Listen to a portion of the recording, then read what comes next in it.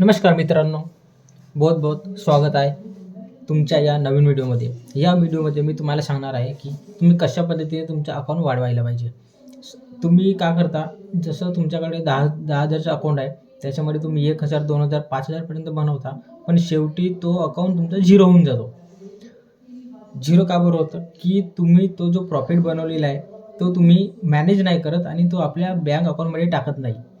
ते तुम्ही काय करता, की तुमचं जसं 10,000चं अकाउंट आहे, ते 10,000 वरती तुम्ही 5,000 बनवता, त्याच्यानंतर 10,000 बनवता. तर तुम्हाला असं वाटतं, की हळूहळू त्या 10,000 वरती त्या 10,000चे तुम्हाला 1,00,000 करायचे आहेत, त्याच्यानंतर तुम्ही 5,00,000 करायचे आहेत. अशा हळूहळू तुम्हाला वाटतं, की तुम्ही करोडपती बनायचं आहे बा, अशा पद्धतीने तुम्हाला वाटते. पण असं होत नाही. सपोज तुम्ही 10,000 टाकले, त्याच्यावरती तुम्ही जर हळूहळू 1,000, 2,000 आणि 5,000 रुपये बनवले. 5,000 बनवल्यानंतर तुम्हाला काय करायचं आहे, की ते 5,000 रुपये तुमच्या बँक अकाउंटमध्ये टाकायचे आहे. ठीक आहे. ते 5,000 जसे तुम्ही बँक अकाउंटमध्ये टाकले, तर तुम्हाला एक वेगळीच कॉन्फिडन्स मिळेल. त्याच्यानंतर आणखी त्याच 10,000 वरती आणखी तुम्हाला ट्रेड करायचं आहे. आणखी हळूहळू तेच 5,000 बनवायचे आहेत. आणखी ते 5,000 जसे झाले, की तसे तुम्ही अकाउंटवर आपल्या विड्रॉ करून घ्या.